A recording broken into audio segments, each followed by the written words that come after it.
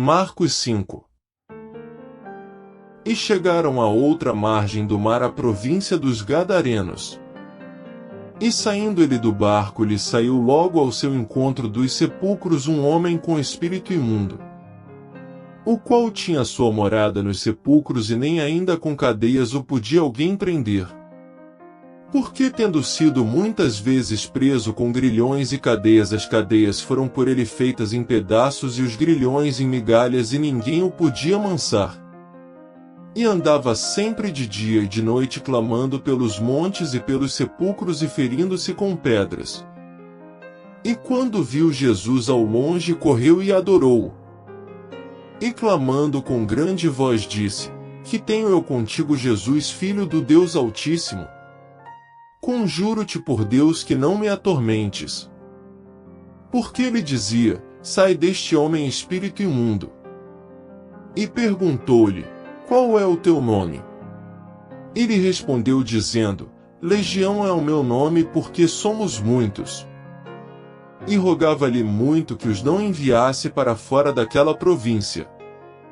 E andava ali pastando no monte uma grande manada de porcos.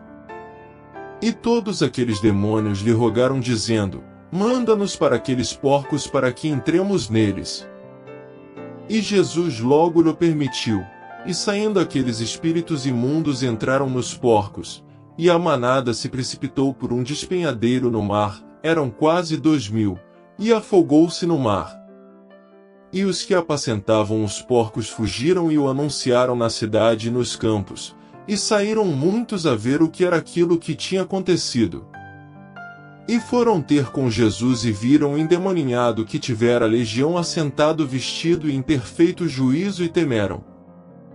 E os que aquilo tinham visto contaram-lhes o que acontecerá ao endemoniado e acerca dos porcos. E começaram a rogar-lhe que saísse do seu território.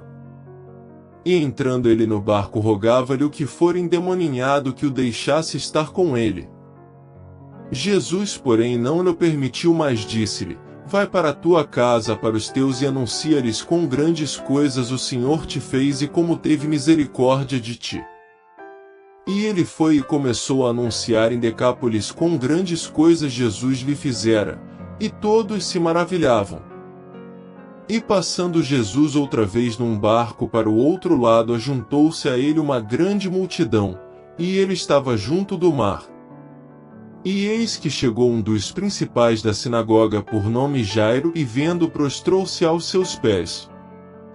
E rogava-lhe muito, dizendo: Minha filha está moribunda, rogo-te que venhas e lhe imponhas as mãos para que sare e viva. E foi com ele e seguia uma grande multidão que o apertava. E certa mulher que havia 12 anos tinha um fluxo de sangue, e que havia padecido muito com muitos médicos e despendido tudo quanto tinha, nada lhe aproveitando isso, antes indo a pior. Ouvindo falar de Jesus, veio por detrás entre a multidão e tocou na sua vestimenta. Porque dizia: Se tão somente tocar nas suas vestes, sararei. E logo se lhe secou a fonte do seu sangue, e sentiu no seu corpo estar já curada daquele mal. E logo Jesus, conhecendo que a virtude de si mesmo saíra, voltou-se para a multidão e disse: Quem tocou nas minhas vestes? E disseram-lhe os seus discípulos: Vês que a multidão te aperta e dizes: Quem me tocou? E ele olhava em redor para ver a que isso fizera. Então a mulher, que sabia o que lhe tinha acontecido, temendo e tremendo, aproximou-se e prostrou-se diante dele e disse-lhe toda a verdade. E ele lhe disse: Filha, a tua fé te salvou, vá em paz e sê curada deste teu mal. Estando ele ainda falando, chegaram alguns do principal da sinagoga, a quem disseram: A tua filha está morta, para que enfadas mais o mestre? E Jesus, tendo ouvido essas palavras, disse ao principal da sinagoga: Não temas, crê somente. E não permitiu que alguém o seguisse, a não ser Pedro e Tiago e João, irmão de Tiago. E tendo chegado à casa do principal da sinagoga, viu o alvoroço e os que choravam muito e pranteavam.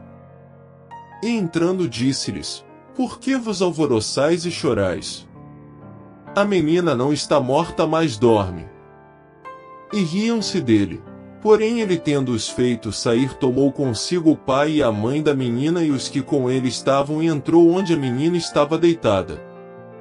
E tomando a mão da menina, disse-lhe, Talitá cumi, que traduzido é, menina, te digo, levanta-te. E logo a menina se levantou e andava, pois já tinha 12 anos, e assombraram-se com grande espanto. E mandou-lhes expressamente que ninguém o soubesse, e disse que lhe dessem de comer.